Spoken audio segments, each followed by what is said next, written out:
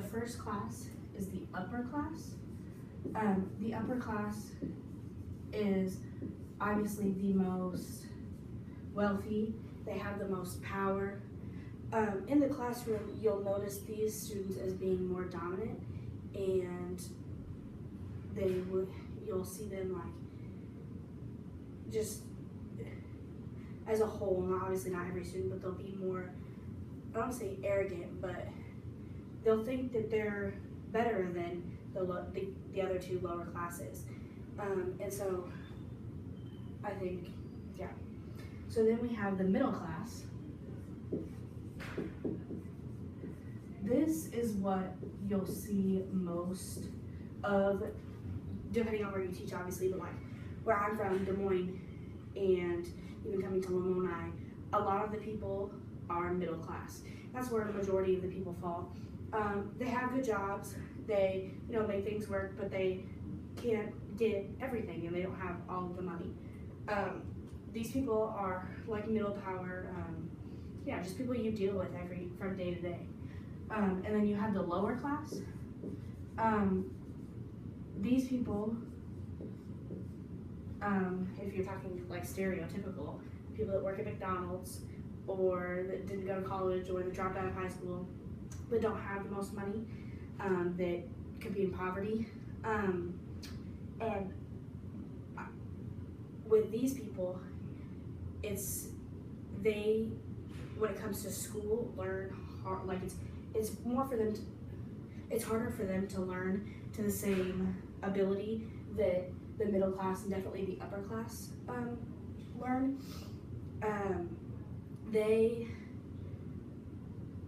are distracted by the amount of sleep they're getting at home, or because stuff's going on at home, or they didn't have enough money to make it.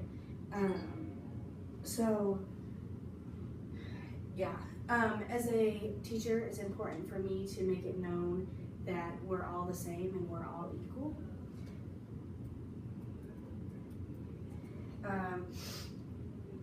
Then we have like the non-achieving students. This goes right into, or this goes hand in hand with our lower class. Obviously, you're gonna have a few students that aren't fully achieving like they should be, but these students can go into things such as like Title I, or there's some extra school funding that goes into helping these students. I think it's very important to recognize that these students are in trouble and they do need extra help, because I mean, you want each and every student to get the full opportunity out of school that they can, because maybe they'll be the one person to turn things around in their family and go from the lower class to the middle class. Maybe they're the ones that will come back and provide. I know coming here to Graceland, I see a lot of that. I know one of my good friends, he says he sends money home.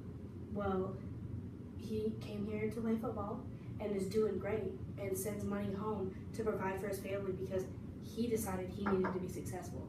And who knows if that was because of a teacher, because that teacher pushed him and said, listen, I believe in you, you can do it, and gave him that extra help and gave him the Title I opportunities, or just things like the Head Start. So like he went to pre-K, that's what Head Start is. Just things like that, or Upward Bound. I know my dad actually went to Upward Bound at Central, and that's what got him to go to school. So just extra help and pushing those students to be what they can be. And then I kind of talked about like poverty within the lower class, and just how these students may come from a completely different place than what everyone else comes from. So making sure that they're all on the same page and that we're all equal within the classroom. And then lastly, we have gender and age. Overall, it's a proven fact that males end up making more, and there's more opportunities for males in the world. I think this is slowly changing and getting better, but I think it's always going to be like that in a way. But I know being the athletic girl, the one that always kind of hung out with the boys, or that always just kind of was more friends with the boys and stuff like that, it's important to make all the students feel like they can do whatever. The girls can be like the boys can be like the girls. They all have the same opportunity, and I really want to stress that, because I know even now, like, there'll be times where people will be like, oh, well, we need a girls aren't very good, so we'll just sit them down. Wait, I'm just as good as you. So I think that's one thing that really bothered me, that I really want to imply in my classroom. And then we have age. As we get older, I know that there'll be kids from different ages. So like, whether they got held back in high school or even like in college, I go to school with some 30-year-olds, and I'm 19. So I think it's important to show that, like, some people may get off track, or some people may not be able to do it as soon as everyone else, and to show that we're all equal. I think that's the biggest thing out of all of this, is that we're all equal, no matter who we are, where we come from, whether we got the most money or we got the least, or if we're in Title I or special education or whatever, we're all going to be the same person at the end of the day.